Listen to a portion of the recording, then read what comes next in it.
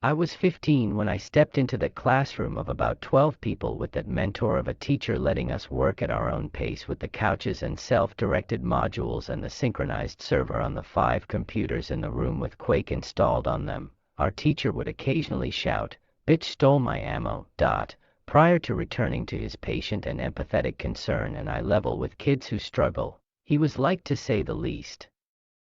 I remember my own otherness was in motion and Stargate, and woodland conjure of ideas of things far and off, rainforest and things in between things. As I was learning about the world and being a traversed very awkward teenager, I remember being lectured on tales of secret societies, the Illuminati, and the arrival of a demon race claiming to be gods, RFID, and the pole shift, with a respect for my own reasoning. It wasn't preachy. Exchanging music, much of his was given to me.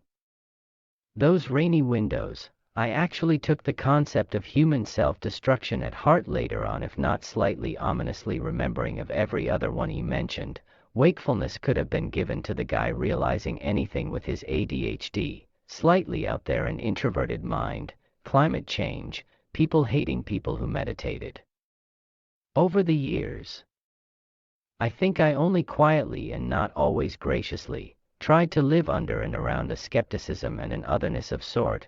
I think one realized with an eyebrow how much still goes over its head about what nature actually is, as what we are aware of who we are, why we reject it so easily, and realizing the hell does an alien have to gain from being an assailant to this impatience.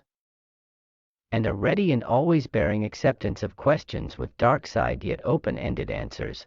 I became delirious in young adulthood, went seeking, but it was mistaken for a gesture of predation. I was very naive as a young adult and looking inward whilst not seeing. My naiveties, while squirming out of my ricochetting mind, as a result found some sobriety, but not after a descendancy into a chasm of mental erraticism. I was already amidst predation otherwise. I got a chance and a maturity, as well as other parts of mine, to have unorthodox life, but not be totally without alienation or awareness of this one. I was going to die one day. It was subjective, but life was lived with regard for humanities all the same.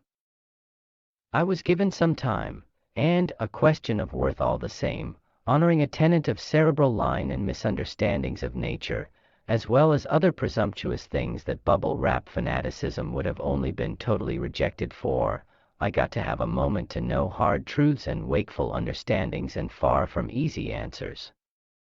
We didn't kill ourselves so easily beforehand, though. The naiveties of understanding what was around me and what a youthful description in new age and bearing time in mind almost made a humility as patience, and a "you will never win this argument" sort of awe about what I was now seeing and only understanding about the world around us, and existed confidently as a being who had permission to know and like more about himself, for given what he was suffering for.